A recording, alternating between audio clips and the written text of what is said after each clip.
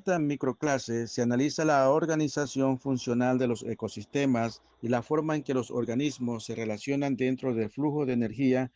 Comprender este concepto permite reconocer cómo cada especie ocupa una posición específica dentro del sistema ecológico y cómo estas relaciones influyen en la estabilidad del ecosistema. El nivel trófico indica la posición funcional que ocupa un organismo dentro de la trama energética de un ecosistema.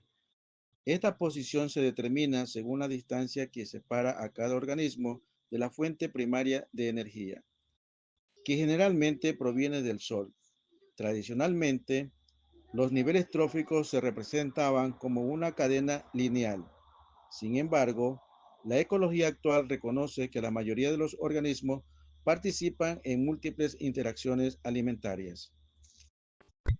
Dentro de esta organización se distinguen dos grandes grupos funcionales. Por un lado, los organismos autótrofos, conocidos como productores primarios, son capaces de sintetizar su propia materia orgánica mediante procesos como la fotosíntesis o la quimiosíntesis. Por otro lado, los organismos heterótrofos dependen de la materia orgánica producida por otros seres vivos para obtener energía y nutrientes. Ejemplo aplicado. Puede observarse en un bosque seco ecuatoriano. En este ecosistema se identifican productores primarios como plantas y árboles, herbívoros que se alimentan de estos recursos, y depredadores que consumen diferentes especies. Además, muchos organismos presentan omnívora, lo que significa que pueden alimentarse de distintos niveles tróficos según la disponibilidad de alimento. En síntesis, la organización funcional de los ecosistemas refleja una red compleja de interacciones entre productores, consumidores y descomponedores. La estabilidad ecológica no depende de una cadena alimentaria simple, sino de múltiples conexiones que permiten la adaptación del sistema frente a cambios ambientales. Ante esta realidad, surge una pregunta para reflexionar. ¿De qué manera las alteraciones en una sola especie podría afectar el equilibrio de toda la red ecológica? Las pirámides ecológicas muestran cómo se distribuyen la energía y los organismos dentro de un ecosistema. Existen tres tipos: pirámides de energía, biomasa y números. La pirámide de energía siempre tiene forma piramidal porque la energía disminuye en cada nivel de la cadena alimentaria. Esto se explica por la regla del 10%, que indica que solo el 10% de la energía pasa de un nivel trófico al siguiente. El 90% restante se pierde en procesos como la respiración, el movimiento, el crecimiento y el calor. Por ejemplo, las plantas capturan energía del sol y forman la base del ecosistema. Luego los herbívoros consumen plantas y obtienen solo una parte de esa energía. Finalmente, los carnívoros reciben aún menos energía al alimentarse de herbívoros. Debido a esta pérdida energética, los ecosistemas siempre tienen muchas plantas, menos herbívoros y pocos depredadores. Esto demuestra que las leyes de la física y la energía limitan la estructura de los ecosistemas. Saludos cordiales, estimados estudiantes. Analizaremos un proceso fundamental para el funcionamiento de nuestro planeta, el ciclo del agua y su relación con la termodinámica y la regulación del clima. El ciclo del agua es uno de los procesos naturales más importantes para el equilibrio del planeta, ya que permite la circulación continua del agua entre la superficie terrestre y la atmósfera. Además de garantizar la disponibilidad de este recurso vital, también se relaciona con la termodinámica, debido a los intercambios de energía que ocurren cuando el agua cambia de estado. El ciclo inicia cuando la energía solar calienta el agua de océanos, ríos y lagos, provocando su evaporación. Al mismo tiempo, las plantas liberan vapor de agua a través de la transpiración, lo que aumenta la humedad en la atmósfera. De esta manera, el vapor de agua asciende y comienza a formar parte de los procesos atmosféricos que permiten que el ciclo continúe.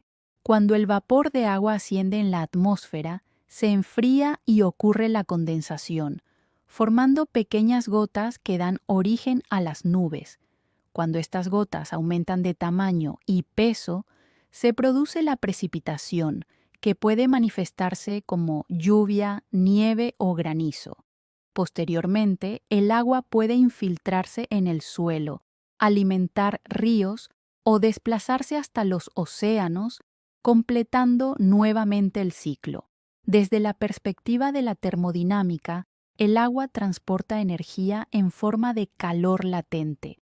Durante la evaporación, absorbe energía del entorno y durante la condensación la libera en la atmósfera. Este intercambio energético ayuda a regular la temperatura del planeta y a redistribuir el calor entre distintas regiones, influyendo directamente en el clima. En conclusión, el ciclo del agua no solo asegura la renovación de este recurso vital, sino que también actúa como un mecanismo natural de regulación climática. Muchas gracias por su atención. Hoy analizaremos cómo funciona el ciclo del carbono y por qué su equilibrio resulta esencial para la estabilidad del planeta. Comprender este proceso permite reconocer cómo el carbono circula entre la atmósfera, los océanos y la Tierra, y cómo las actividades humanas modifican ese balance. El estudio de este ciclo es de relevancia en la actualidad, ya que el incremento de emisiones de dióxido de carbono se relaciona con el cambio climático global. El ciclo del carbono consiste en el intercambio constante de carbono entre distintos reservorios de la Tierra. Entre los principales se encuentran la atmósfera, los océanos, los suelos, los organismos vivos y las rocas. En conjunto, estos reservorios mantienen el movimiento del carbono dentro del sistema terrestre. Este proceso ocurre a través de dos ritmos principales.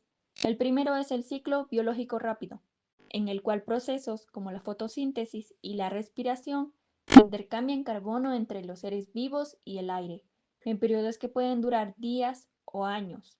El segundo ritmo es el ciclo geológico lento. Es el carbono que queda almacenado durante millones de años en rocas sedimentarias o combustibles fósiles como el carbón y el petróleo.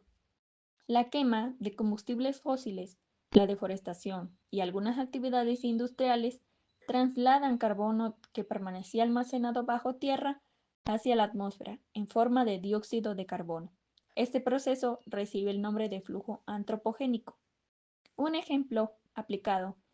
En ciudades con intensa actividad industrial se registran concentraciones más altas de dióxido de carbono en estaciones de monitoreo atmosférico. Estas mediciones evidencian cómo las emisiones humanas alteran el balance natural del ciclo. Además, ciertos ecosistemas como manglares y marismas almacenan grandes cantidades de carbono en los suelos y este proceso se conoce como carbono azul y cumple una función importante al retener carbono durante largos periodos. En síntesis, el ciclo del carbono conecta la atmósfera, los océanos, la biosfera y la geósfera mediante flujos naturales que mantienen el equilibrio del sistema terrestre. No obstante, las actividades humanas han acelerado la liberación de carbono, alterando la proporción de estos flujos. Comprender este proceso permite interpretar evidencias sobre el cambio climático. Frente a este escenario, surge una pregunta para reflexionar. ¿Qué acciones individuales y colectivas pueden contribuir a reducir las emisiones de carbono y mantener el equilibrio del planeta?